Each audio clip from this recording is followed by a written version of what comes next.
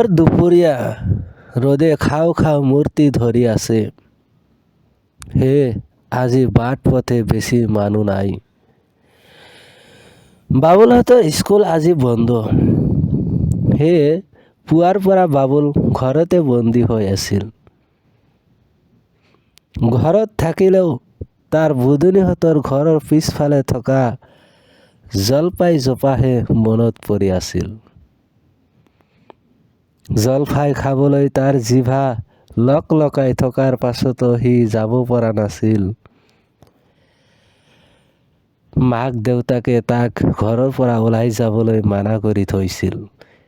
পিছে দুপৰীয়া ভাত পানী খাই মাক বিচনাত পৰাৰ সুযোগতে সি ঘৰৰ পাছফালে ওলাই গ'ল।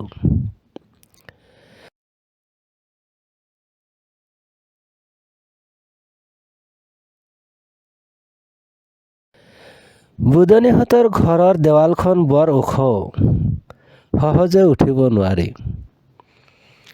ইফালে সিফালে চাই সি একো নেদেখিলে। কোনেনো চোৰক সহায় কৰিবলৈ দেৱালৰ কাষত জখলা ৰাখিব।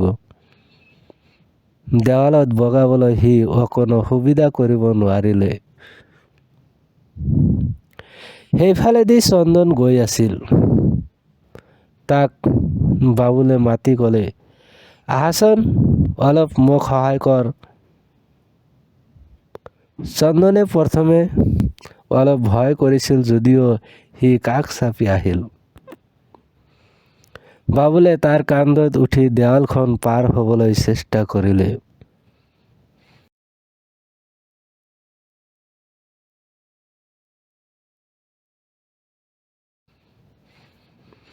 পিছে চন্দনে তাৰ ভৰ সহিব নোৱাৰি পিছল খাই পৰিল।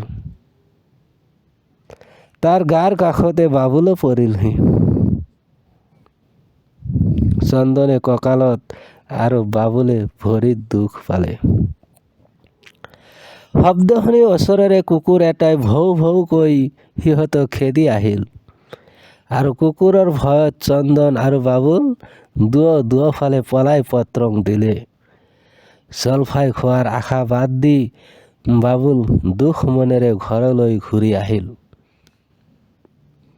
ধন্যবাদ।